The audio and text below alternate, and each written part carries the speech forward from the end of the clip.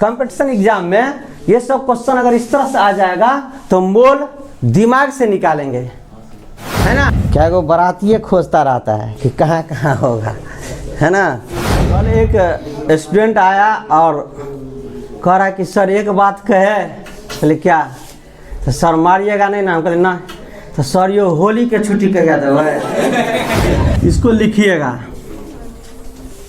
याद कैसे करेंगे, NH2 को NH2, NH2 को NH2। याद प्रीवियस क्लास में न्यूमेरिकल दिया गया था, बनाए हैं। चलिए बोलिए तो सवाल क्या था, कितना है answer. Calculate molarity of solution having volume. Volume कितना है 1500 ml।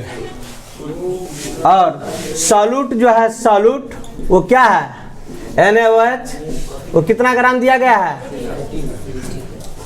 80 ग्राम। चलिए ध्यान से सुनिए, अब हमको यहाँ पर मोल निकालना पड़ेगा, क्योंकि मोलारिटी बराबर क्या होता है, number of mole of solute present in 1 litre of solution, है ना। 1 लीटर सॉल्यूशन में सॉल्यूट का जो मोल पाया जाता है उसे हम क्या कहते हैं, मोलारिटी। क्या कहते हैं, मोलारिटी, यानी number of mole of solute present in 1 litre of solution are called molarity. अगर 1 लीटर सॉल्यूशन है और उस 1 लीटर सॉल्यूशन में सॉल्यूट का 0.5 मोल पाया जाता है, तो हम बोलेंगे कि मोलारिटी क्या होगा 0.5, है ना। 1 लीटर सॉल्यूशन है, उसमें x मोल पाया जाता है, तो क्या बोलेंगे मोलारिटी x होगा। समझ रहे बात। y मोल पाया जाता है तो क्या बोलेंगे मोलारिटी y होगा। कहने का क्या मतलब कि 1 लीटर सॉल्यूशन में सॉल्यूट का कितना मोल है, x मोल, y मोल, 1 मोल, 2 मोल, 3 मोल, कितना मोल, जितना मोल 1 लीटर में पाया जाएगा वही क्या कहलाएगा, मोलारिटी। मोलारिटी बराबर क्या होता है, नंबर ऑफ मोल और volume of solution in litre, यानी मोलारिटी बराबर N/V होगा। तो जहाँ जहाँ वॉल्यूम है वो क्या होगा, टेम्परेचर पर डिपेंड करेगा, यानी मोलारिटी डिपेंड ऑन टेम्परेचर। आपको क्वेश्चन आएगा कि which of the flowing depend on temperature, which of the flowing do not depend on temperature. तो जहाँ पर वॉल्यूम रहेगा तो डिफिनेशन याद रहना चाहिए कि मोलारिटी बराबर मोल पर लीटर होता है, वॉल्यूम है ना। तो जहाँ वॉल्यूम रहेगा वो टेम्परेचर पर क्या होगा, डिपेंड करेगा। बहुत सारा क्वेश्चन आ चुका है, इंटरमीडिएट लेवल पर भी आता है और हायर लेवल पर भी क्वेश्चन पूछा जाता है। तो NaOH है, क्वेश्चन में क्या दिया हुआ है, NaOH सोडियम हाइड्रोक्साइड। तो हम लोग सबसे पहले मोल निकालेंगे, तो 1 मोल NaOH। सोडियम का कितना होता है 23, ऑक्सीजन का और हाइड्रोजन का तो कितना होगा 40 ग्राम, यानी कि 1 मोल NaOH कितना ग्राम होगा 40 ग्राम। अब देखिए यूनिटरी मेथड से भी बना सकते थे कि चूंकि ऐसे लिख सकते हैं 40 ग्राम NaOH इक्वल टू क्या होगा 1 मोल। तो 1 ग्राम NaOH कितना होगा 1/40, ये ग्राम है ना, और ये क्या है मोल है। अब देखिए टोटल कितना दिया हुआ है 80 ग्राम, तो 1 मोल अब बट्टे क्या होगा 40 ग्राम गुने 80 ग्राम, ये ग्राम से ग्राम क्या होगा कैंसिल, ये कितना आएगा, तो कितना आया 2 मोल। मोल निकालने का एक तरीका तो ये है। दूसरा हम क्या बताए थे कि number of mole weight given in gram, अब बट्टे क्या होगा molecular weight, molecular weight formula weight, है ना। अगर मोलिकुल है तो मोलिकुलर वेट, एटम है तो एटॉमिक वेट, आयन है तो आयनिक वेट। समझ रहे बात, जो रहेगा उसको लिख देंगे। तो गिवन वेट कितना है, गिवन वेट कितना है 80, और NaOH का मोलिकुलर वेट कितना होता है 40, इससे निकालेंगे तो क्या होगा 2 मोल, है ना। कंपटीशन एग्जाम में ये सब क्वेश्चन अगर इस तरह से आ जाएगा तो मोल दिमाग से निकालेंगे, है ना। इन्हें क्या इतना कैलकुलेशन इतना करने की जरूरत नहीं है। और लिख भी रहे हैं कैलकुलेशन तो बहुत कितना रहता है ना, खूब बड़ा बड़ा हैंड राइटिंग लिखे, ऐसा नहीं, छोटा छोटा लिखेंगे ताकि लिखने में भी क्या होगा, कम समय लगेगा। एक एक सेकंड वहाँ मायने रखता है। तो हम यहाँ से भी मोल निकाल लिए, 2 मोल, यहाँ से भी मोल निकाल लिए, समझ में आ रहा है बात। अब क्या है, हमको निकालना क्या है, मोलारिटी, और मोलारिटी बराबर होता है number of mole of solute, होता है ना, बट्टे volume of solution in litre, ये ना होता है। तो number of mole of solute कितना है, 2, अब volume of solution in litre होना चाहिए। तो यहाँ पर 1500 ml है, यानी कि 1.5 लीटर होगा। क्या 1500 ml है, तो 1500 ml को लीटर में बदलेंगे तो कितना से डिवाइड करेंगे, तो कट जाएगा ना, ये यहीं पर काट दीजिए, आगे ले जाने की जरूरत नहीं है। तो क्या होगा, 2 डिवाइडेड बाय 15/10 होगा ना, तो कितना आ जाएगा, 2 गुने 10/15, कट जाएगा, बोले बन कर, तो कितना होगा 4/3। हाँ तो डिवाइड करिएगा ना 3, कितना आएगा 0.3, ऐसे ही आएगा ना, बोलबे नहीं कर रहा है। तो 1.33 m ये आएगा आंसर। आया था, किसका आया था, ईमानदारी साथ 1 2, चलिए। और कोशिश नहीं किया है, नहीं बनाना चाहिए। देखो गलत भी बना करके लाओ ना, तब ना समझ में आएगा कि कहाँ मिस्टेक हो रहा है। थोड़ा पढ़िए, 12 क्लास में भी पूछता है, ऐसा मत समझना। लेवल इस बार बढ़ाया है क्वेश्चन का। क्वेश्चन देखे कि नहीं, इस बार जो एग्जाम हुआ है क्वेश्चन देखना चाहिए, क्योंकि जिस रास्ते पर जाना है उसका भी क्वेश्चन, 12 का भी क्वेश्चन देखिए। पहले तो बेसिक लेवल सही होगा, इसके बाद ना आगे क्वेश्चन बनेगा। क्या वो बाराती खोजता रहता है कि कहाँ कहाँ होगा, है ना। बना लिए, जल्दी लिखे, जल्दी बना के भी नहीं लाएगा, यहाँ भी इतना समय दिया जाएगा। कल एक स्टूडेंट आया और कह रहा है कि सर एक बात कहे, बोले क्या, तो सर मारिएगा नहीं ना, हम कहले ना, तो सर यो होली के छुट्टी कह गया था।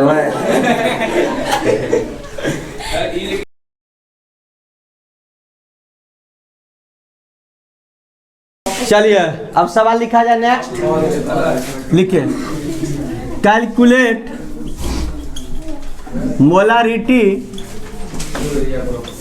Of solution having total volume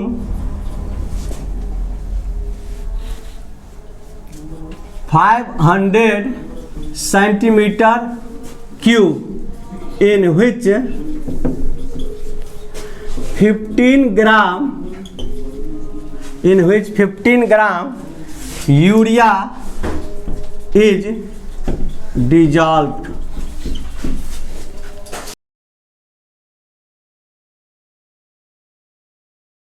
(500 centimeter cube). Calculate molarity of solution having total volume 500 centimeter cube in which 15 gram urea is dissolved। है ना, एक सॉल्यूशन है, उस सॉल्यूशन में 15 ग्राम यूरिया घोला हुआ है और सॉल्यूशन का जो टोटल वॉल्यूम है वो 500 सेंटीमीटर क्यूब है। कितना है, 500 centimetre cube. 1 centimetre cube 1 ml के बराबर होता है ना। लिखिए जल्दी, और जाएगा आगे ये।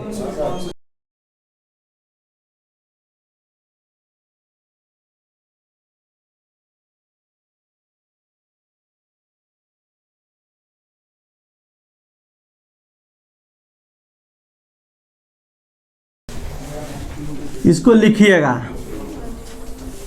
हम क्या किए, ध्यान सुनिएगा। 1 मीटर में 100 सेंटीमीटर होगा, 10 डेसीमीटर होगा ना, तो इसको क्यूब किए, तो 1 का क्यूब करेंगे तो 1, और मीटर का क्यूब करेंगे तो मीटर गुने मीटर पावर 3 हो जाएगा, और सेंटीमीटर तो 100 का जो क्यूब करेंगे, 100 का क्यूब तो कितना आएगा यहाँ, 100 गुने 100 गुने 100 तो कितना आएगा 6 सेंटीमीटर।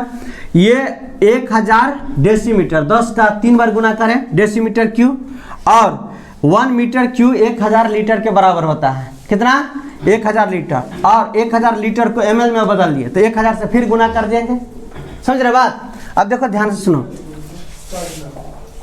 हाँ, इसमें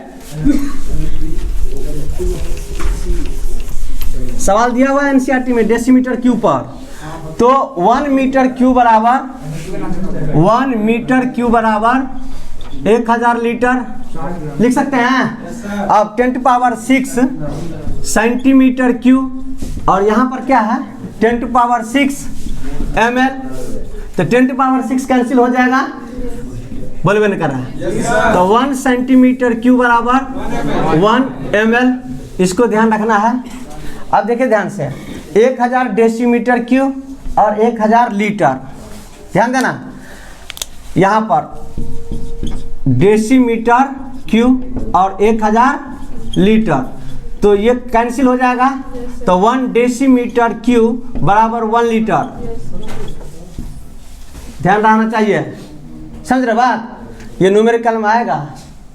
और 1 मीटर क्यूब बराबर लिख दिया ना, यहाँ ये तीनों सब लिखे पहले, इसके बाद सवाल बनाइए। सवाल बन गया, आप कुछ नहीं है। यूरिया का क्या होता है फॉर्मूला? NH2CO NH2। याद कैसे करेंगे? NH2 को NH2 याद रहेगा। NH2 को NH2 यूरिया का फॉर्मूला है। ये कार्बन है, ये ऑक्सीजन है, नाइट्रोजन, हाइड्रोजन, ये बताए थे मोल कंसेप्ट में। 1 मोल यूरिया बराबर कितना होगा? सवाल बन जाना चाहिए। आप ये पूरा लिखना है, आगे जरूरत आएगा लिख देंगे ऐसे, NH2C double bond O NH2, 10 cube किए, इसका भी क्यूब किए, इसका भी क्यूब किए, तो इसका पावर 3 करिएगा, इसका पावर 3, इसका भी पावर 3, डी का भी होगा ना सर? हाँ, डी का भी क्यूब होगा ना? ये ऐसे है डेसीमीटर क्यूब पूरा, ये ध्यान रहना चाहिए। 1 डेसीमीटर क्यूब बराबर 1 लीटर, तो 10 डेसीमीटर क्यूब बराबर 10 लीटर, ठीक ना। सवाल एनसीईआरटी में दिया हुआ है उस पर, तो वहाँ मिटा दो इसको, ये वाला। तो इससे पता चल गया कि 1 centimetre cube equal to 1 ml, तो 500 सेंटीमीटर क्यूब बराबर 500 ml होगा कि नहीं? तो वॉल्यूम मालूम हो गया।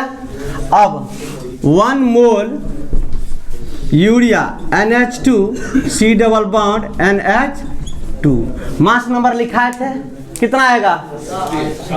यहाँ पर नाइट्रोजन का 14 और 2 गुने 1, हाइड्रोजन का 1 होता है, ध्यान दो इधर, तो ये होगा ना, इसको 2 से गुना कर दें, NH2 ना, तो गुना कर दीजिए इसको 2 से, हो जाएगा। यहाँ पर कार्बन का कितना होगा? 12, और ऑक्सीजन का 16, तो देखो 16 ये है, 16 दूना 32 और 16 48 और 12 60 ग्राम, बस बन गया। तो नंबर ऑफ मोल कैसे निकलेगा? वेट गिवन इन ग्राम बट्टे मोलिकुलर वेट ना, तो वेट गिवन इन ग्राम दिया है 15 ग्राम है, और मोलिकुलर वेट यूरिया का कितना होगा? 60 ग्राम, तो मोल कितना निकलेगा? 1/4 मोल। इसको यहीं पर रहना, ऐसे ही करना है। देखो ध्यान से, इसको कैलकुलेट नहीं करिएगा आगे, इतना ही पर रहने दीजिए, है ना, आगे कटने की संभावना है। इसको कैलकुलेट कर लेंगे, दशमलव है, दशमलव कैलकुलेशन के लिए काल होता है ना, दशमलव नहीं आना चाहिए।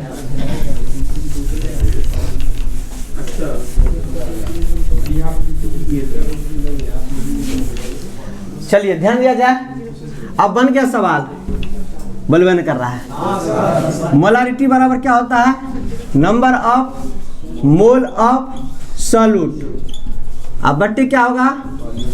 Volume of solution in litre, volume of solution in litre, तो नंबर ऑफ मोल कितना है? 1/4। अब volume of solution in litre होना चाहिए, तो 500 ml है ना, तो 500 अब बट्टे क्या करेंगे, ml में बदलिएगा ना, लीटर में, इसको ml में है तो लीटर में बदलना पड़ेगा। तो 1/4 डिवाइडेड बाय 500 अब बट्टे 1000, तो 1/4 गुने क्या होगा, कितना आएगा 2, यहाँ पर कितना होगा 2 से कट जाएगा 1/2 यानी 0.5 m था।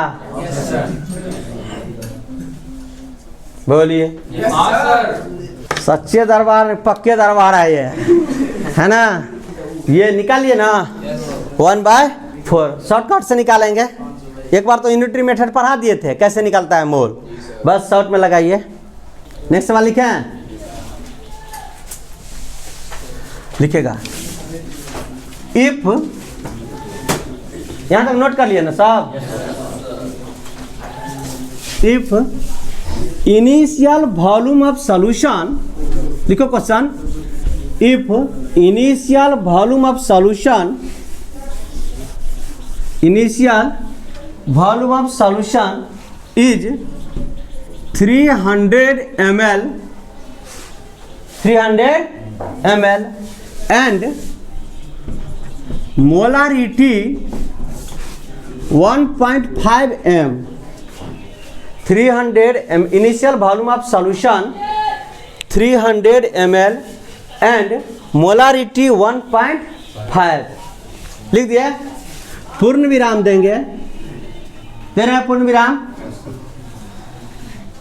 If 200 ml water is added, then find molarity of resulting solution।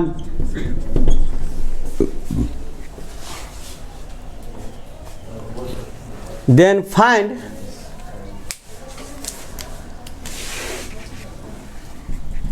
लिख लिए ना,